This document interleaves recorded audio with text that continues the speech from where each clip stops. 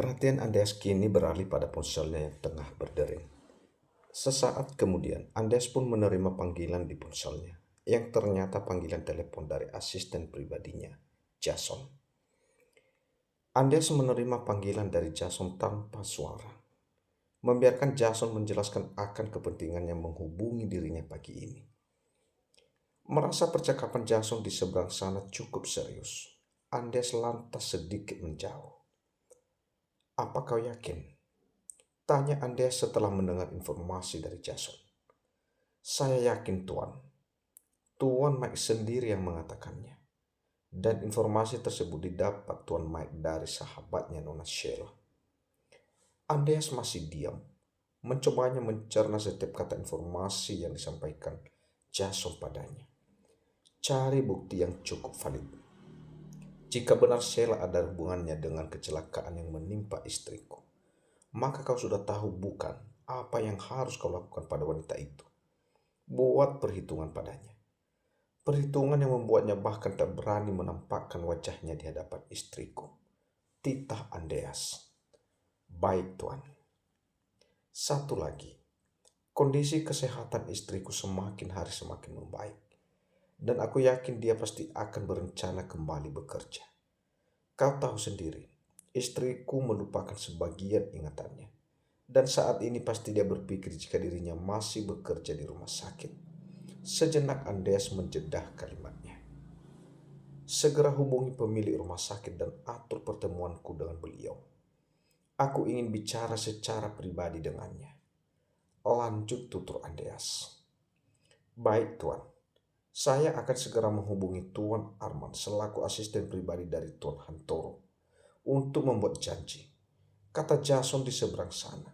Sementara Andreas yang mendengar asisten pribadinya itu mengucapkan nama pria, membuat suasana hatinya selalu berubah panas. Lantas terdengar mendecakkan lidahnya. Mempersalahkan Jason pun rasanya tidak mungkin, mengingat seperti itulah aturannya. Jika ingin bertemu dengan Hantaro, haruslah menghubungi asisten pribadinya terlebih dahulu untuk membuat janji. Setelah Andreas pun mematikan sambungan teleponnya, lalu kemudian beranjak masuk ke dalam rumah, di mana pemandangannya disuguhkan wajah cantik istrinya yang kini tengah menata makanan di atas meja makanan. Tidak ingin Miranda sadar dengan tatapan kagum darinya, Andes lantas melanjutkan langkahnya menuju kamarnya untuk membersihkan tubuhnya setelah usai berolahraga. 30 menit kemudian, Andes telah usai mandi dan mengenakan pakaian santainya. Mengingat hari ini weekend, maka ia tidak berangkat kerja. Secara kebetulan, saat Andes membuka pintu kamar dari arah luar, Miranda hendak mengetuk pintu, sehingga tangan Miranda melayang begitu saja di udara ketika pintu telah dibuka dari dalam. Miranda tersenyum kaku. "Maaf, Tuan, saya tidak minta sama ibu untuk memanggil Anda untuk sarapan bersama," ucapnya. Andes hanya merespon ucapan Miranda dengan anggukan serta senyum tipis di bibirnya. Dan hal itu berhasil membuat jantung Miranda berdebar tak menentu.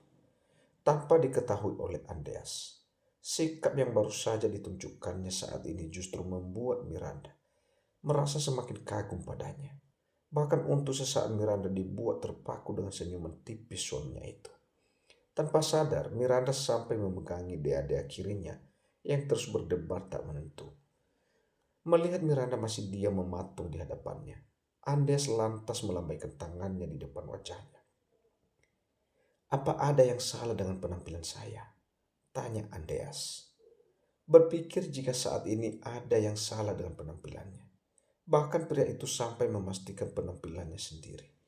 Menatap kaos putih yang dikenakannya saat ini, mungkin saja ada yang tidak beres, sehingga membuat Miranda terus menatapnya. "Tampan." Kata itu terucap begitu saja dari mulut Miranda tanpa disadarinya. "Tampan," ulang Andreas seraya menarik salah satu sudut bibirnya ke samping. "Ah, itu saya lupa menaruh nampan di dapur. Kalau begitu saya ke dapur dulu, Tuhan," dalih Miranda. Sementara Andes yang cukup kenal dengan sikap istrinya itu pun semakin melebarkan senyumnya. Beberapa bulan menjalani kehidupan rumah tangga bersama Miranda, Andes tahu betul jika istrinya itu paling tak pandai dalam berdusta. Sehingga dari sikap dan gelagatnya nampak jelas jika wanita itu tengah mencoba untuk berdusta. Kau juga sangat cantik sayang, lirih Andreas. Seraya menatap punggung Miranda berjalan meninggalkan dirinya. Sebelum kemudian ia pun menyusul langkah Miranda ke meja makan, di mana saat ini ayah dan ibu mertuanya serta adik iparnya telah menunggu kedatangannya. Maaf, kata Andreas setibanya di meja makan. Merasa tak enak telah membuat ayah serta ibu mertuanya menunggu. Tidak masalah, nak Andreas, kata ayah mertuanya. Tidak masalah kok, Kak. Anin pun ikut menimpali. Akan tetapi timpalan Anin justru berhasil menciptakan kerutan halus di dahi Miranda. Kak, Miranda mengulang panggilan Anin pada Andreas dalam hatinya. Kenapa Anin memanggil Tuan Andreas dengan panggilan kakak? Apa ada sesuatu di antara mereka yang aku tidak tahu? Tebak Miranda dalam hati. Sejenak Miranda terdiam seperti sedang berpikir. Apa mungkin karena Anin selalu dekat dengan Anin sampai Tuan Andreas bersedia tinggal di rumah ini? Padahal jelas-jelas orang kaya sepertinya tidak sulit mencari hotel ataupun tempat tinggal jika memang memiliki pekerjaan di daerah sini. Lagi, Miranda masih terus berasumsi dalam hati. Ada apakah Miranda? Anin yang sejak tadi memperhatikan gelagat Miranda lantas bertanya ketika menyaksikan kakaknya itu bengong seraya melirik dirinya dan juga kakak iparnya Andreas. Ah, tidak ada apa-apa. Miranda yang tersentak lantas tersenyum kaku ketika kini dirinya menjadi pusat perhatian. Semuanya tak terkecuali Andreas. Apa kamu baik-baik saja, Kak? Ayahnya lantas turut menimpali. Dengan menanyakan keadaan putrinya itu barangkali saja Miranda merasa kurang enak badan atau semacamnya. Miranda baik-baik saja, ayah, jawab Miranda. Kembali berusaha bersikap biasa. Percaya begitu saja dengan ucapan Miranda. Ayahnya dan yang lainnya pun kembali melanjutkan sarapan. Beberapa saat kemudian, masih di meja makan. Jika dugaanku benar, kenapa rasanya aku tidak rela jika Tuan Andreas menjalin hubungan spesial dengan Anin? Padahal kan Anin adik kandungku. Seharusnya aku ikut senang jika Anin telah mendapatkan seorang pria sebaik Tuan Andreas. Terlalu banyak membatin. Tanpa sadar Miranda hanya mengaduk-aduk makanan di piringnya, tanpa berniat memasukkan suapan ke mulutnya. Sesekali ia melirik ke arah Andreas yang kini duduk tepat berhadapan dengannya. Hanya meja makan saja yang menjadi pembatas di antara keduanya. Kenapa kau bodoh sekali, Miranda? Lagian, mana ada pria tampan yang matang seperti Tuan Andreas masih betah menyendiri. Sepertinya pagi ini Miranda benar-benar dilanda kegalauan. Terbukti, ia sama sekali tidak menyuap makanan ke mulutnya. 20 menit berlalu, kini sarapan pun usai. Untungnya tadi tak ada yang memperhatikan makanan di piring Miranda. Masih utuh. Di teras depan, ayahnya Miranda dan juga Andes terlihat tengah mengobrol ringan usai sarapan. Andes yang terbiasa sarapan pagi dengan roti serta segelas susu. Selama ini, di rumah mertuanya mulai membiasakan diri untuk sarapan dengan makanan berat. Untungnya masakan ibu mertuanya cukup bersahabat di lidahnya, sehingga tak begitu membuat Andes menemukan kendala, berarti selama menginap di rumah mertuanya. Miranda yang baru saja keluar dari dalam rumah lantas mengalihkan pandangannya ke arah ayahnya. Iya ayah, ucapnya. Bolehkah ayah meminta tolong untuk membelikan pakan burung peliharaan ayah, nak? Miranda tak langsung menjawab permintaan ayahnya. Ia justru terlihat diam seperti sedang berpikir. Sebelum kemudian berkata, bukannya Miranda menolak ayah, tapi Miranda belum memiliki keberanian untuk berkendara sendiri. Meskipun tidak mengingat secara detail tentang kejadian yang menimpa dirinya, namun entah kenapa Miranda masih merasa was-was berkendara di jalan raya usai mengalami kecelakaan tempo hari. Tidak perlu cemas, nak. Kamu tidak pergi sendirian. Karena anak Andreas yang akan mengantarmu. Bukan begitu, nak Andreas? Andes sontak mengangguk. "Jangan cemas, aku akan mengantarmu," ucap Andes. Sadar jika itu hanyalah akal-akalan ayah mertuanya, agar ia dan Miranda memiliki waktu berdua. Miranda hanya bisa menghela nafas, menolak permintaan ayahnya pun rasanya tidak tega. Menerima pun rasanya berat. Sebab sekarang Miranda berpikir bisa jadi adiknya Ani dan juga pria yang kini terus menatapnya tersebut tengah menjalin sebuah hubungan. "Baiklah," jawab Miranda pada akhirnya. 5 menit kemudian, Miranda kembali dari dalam untuk mengambil tas selempangannya. Melihat Miranda berjalan ke arahnya, Andreas pun segera membuka pintu mobil untuk Miranda. "Aku bisa melakukannya sendiri, Tuhan," tutur Miranda. Entah mengapa, Andreas merasa ada yang aneh dengan sikap Miranda padanya. Setelah usai sarapan pagi bersama tadi, namun begitu Andreas memilih diam saja. Pergerakan cepat Miranda memasang seatbelt pada tubuhnya. Jangan sampai Andes kembali membantunya seperti yang dilakukan pria itu kemarin. Menyaksikan Miranda lebih tertarik menatap ke arah samping semakin meyakinkan Andes akan perubahan sikap Miranda padanya. "Apa yang terjadi? Kenapa sikap kamu berubah seperti ini padaku?" Setelah cukup lama keheningan tercipta, akhirnya Andes memulai memecah keheningan dengan pertanyaannya itu.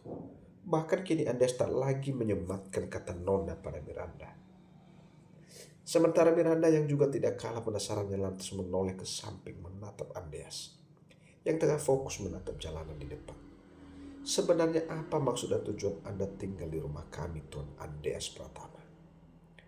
tanya Miranda dengan tatapan curiga.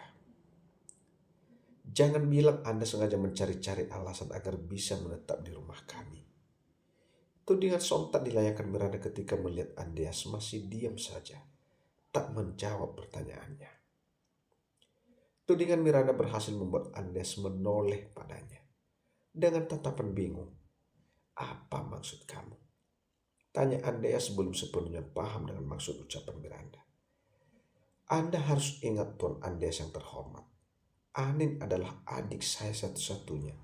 Jadi jangan pernah berpikir untuk mempermainkan perasaannya apalagi sampai menyakitinya." Bukannya menjawab, Miranda justru melontarkan pertanyaan yang berhasil membuat Andreas semakin bingung. "Menyakiti perasaan adik kamu? Memangnya apa yang aku lakukan sampai kamu berpikir demikian?" Andreas masih belum sepenuhnya paham dengan maksud ucapan Miranda. Karena ia sungguh tidak menyangka jika calon pikiran istrinya itu akan mengarah ke sana. "Saya tahu Anda memiliki hubungan bukan dengan adik saya." Kini perasaan Miranda bukan lagi hanya merasa tak rela melihat bersama dengan Andes, melainkan tak rela jika adiknya itu akan menjadi korban dari pria berduit seperti Andes. Cek, saking terkejutnya, Andes sampai menginjak pedal rem secara mendadak. Jika Andes tidak dengan sigap menahan TBH-nya, mungkin saat ini kepala Miranda sudah mencewem kaca mobil. "Apa Anda sudah gile?" Miranda terlihat kesal. Sepertinya pertanyaan itu lebih pantas ditunjukkan untukmu. "Apa kamu sudah gila? Bagaimana bisa kamu berpikir aku menjalin hubungan dengan adik iparku sendiri? Entah sadar atau tidak, kalimat itu akan terucap begitu saja dari mulut Andreas." "Adik ipar?" ulang Miranda dengan wajah bingung. Setelahnya ia pun terlihat diam, mencoba mencerna kalimat yang baru saja diucapkan pria itu di hadapannya. "Ya, Anin adik iparku karena kakak perempuannya adalah istriku. Itulah sebabnya aku berusaha mencari-cari alasan agar bisa tinggal di rumah kalian." Kalimat Andes terdengar pelan namun terdengar begitu meyakinkan. "Tunggu, kakak Anin adalah istri Anda?" tanya Miranda bingung. Mengingat dirinya adalah kakak Anin satu-satunya, mereka hanya 2 bersaudara. "Aku mohon Tuan, jangan bercanda. Karena aku sedang tidak ingin bercanda." Miranda masih berpikir jika Andes hanya bercanda dengan ucapannya. Merasa tidak tahan dengan praduga istrinya terhadap dirinya, akhirnya Andes mengungkapkan siapa sebenarnya dirinya bagi Miranda. "Aku tidak sedang bercanda, Miranda putri. Aku adalah suamimu dan kamu adalah istriku." I love you Miranda, putri. I love you sayang. Andreas semakin meyakinkan ungkapannya dengan mengucup bibir mungil Miranda. Miranda diam terpaku ketika merasakan kecupan lembut Andreas di bibirnya. Sebuah kecupan yang berdurasi cukup lama. Bahkan Miranda memejamkan matanya. Sebuah kecupan yang lama-kelamaan berubah menjadi pagutan dan herannya Miranda. Seakan merasa nyaman dengan perlakuan Andreas itu padanya. Maaf, karena Mas tidak bisa menjagamu dengan baik. Sampai kita harus kehilangan calon anak kita yang ada di dalam kandungan kamu. Saat kecelakaan itu sayang. Tutur Andreas dengan wajah bersalahnya setelah menyudahi pagutannya. Anak, ulang Miranda dengan dahi berkerut bingung. Sebelum kecelakaan hari itu terjadi, kamu tengah mengandung buah cinta kita, sayang, ungkap Andreas. Lalu kemudian membuka dashboard mobilnya untuk mengambil tas miliknya, kemudian mengambil sesuatu dari dalam sana. Melihat dua buah buku nikah di hadapannya membuat air mata Miranda luruh begitu saja. Lalu kemudian menatap intens wajah Andreas. Dari manik mata hitam milik Andreas, Miranda dapat melihat kerinduan yang mendalam di sana. Melihat wajah Miranda yang terlihat bengong, Andreas lantas membawa istrinya itu ke dalam pelukannya. Mas tidak memaksamu untuk mengingat semuanya. Tapi Mas mohon padamu, izinkan Mas tetap berada dekat denganmu sayang, kata Andreas seraya mengerayatkan pelukannya. Melihat bukti yang cukup meyakinkan jika pria di hadapannya itu merupakan suaminya yang sah, Miranda akhirnya percaya, meskipun belum berhasil mengingat ingatannya yang hilang. Kini Miranda bukan lagi menyalahkan Andreas. Ia justru merasa bersalah karena tak dapat mengingat suaminya, dan justru membiarkan suaminya itu memendam kerinduan padanya. Sebab meskipun mereka tinggal di bawah atap yang sama, namun keduanya bersikap layaknya orang asing. Miranda melepas pelukan di antara mereka agar dapat menatap wajah Andreas. Apa ini adalah jawaban mengapa sampai aku merasa perasaanku tak lagi sama terhadap Tuan Arman. Dan perasaan yang dulu pernah aku rasakan justru muncul ketika bersama kamu, Mas. Andreas mengalihkan pandangannya dari Miranda ketika tanpa sadar buliran bening membasahi sudut matanya. Di saat mendengar Miranda kembali memanggil dirinya dengan sebutan Mas. Panggilan yang baru beberapa hari digunakan Miranda untuk memanggil dirinya sebelum wanitanya itu kehilangan sebagian ingatannya akibat kecelakaan yang menimpanya tempo hari. Aku memang melupakan sebagian ingatanku, Mas. Tapi satu yang aku sadari, aku tidak pernah melupakan perasaanku padamu. Meski menganggap kamu orang asing di hadapanku, namun setiap kali bersama dengan kamu, Mas, jantungku selalu berdebar tak menentu. Akhirnya Miranda mengungkapkan apa yang dirasakannya selama beberapa hari di hadapan Andreas. Miranda menggenggam kedua tangan Andreas. Bantu aku untuk mengingat semua kenangan tentang kebersamaan kita, Mas. Tutur Miranda dengan tatapan bersungguh-sungguh. Di tengah keharuan Andreas dan juga Miranda, Arman yang tengah berada di ruang kerja justru terlihat menatap foto seorang di layar ponselnya. Sepertinya kau memang bukan ditakdirkan untukku, dan memang tidak mengingat pria itu sebagai suamimu. Tapi sayangnya kau tidak bisa melupakan rasa cintamu padanya. Berbahagialah bersamanya. Jika kebahagiaanmu bersamanya aku rela menghapus namamu di hatiku. Sekarang aku tenang karena pria itu mencintaimu. Aku tak perlu lagi khawatir jika dia sampai melakukan hal buruk padamu. Lirih Arman dalam hati saat menatap foto Anis di layar ponselnya. Sesaat kemudian kedatangannya Hantaro ke ruang kerja yang membuat Arman spontan memasukkan ponselnya ke dalam saku jasnya. Aku tahu kau sangat mencintainya, tapi kau juga harus ingat kebahagiaan utama seorang pria adalah melihat wanita dicintainya hidup bahagia dengan pria pilihannya. Meskipun tak sekalipun Arman berbagi cerita padanya, namun tak membuat Hantoro tak tahu menahu dengan problem yang tengah dihadapi asisten pribadinya itu. Miranda memang wanita baik, tapi percayalah, dengan keikhlasanmu, Tuhan pasti akan menggantikannya dengan yang lebih baik lagi suatu saat nanti untuk menjadi pendamping hidup. Percayalah, kini Andeas berucap layaknya seorang sahabat pada sahabatnya, bukan sebagai atasan pada bawahannya.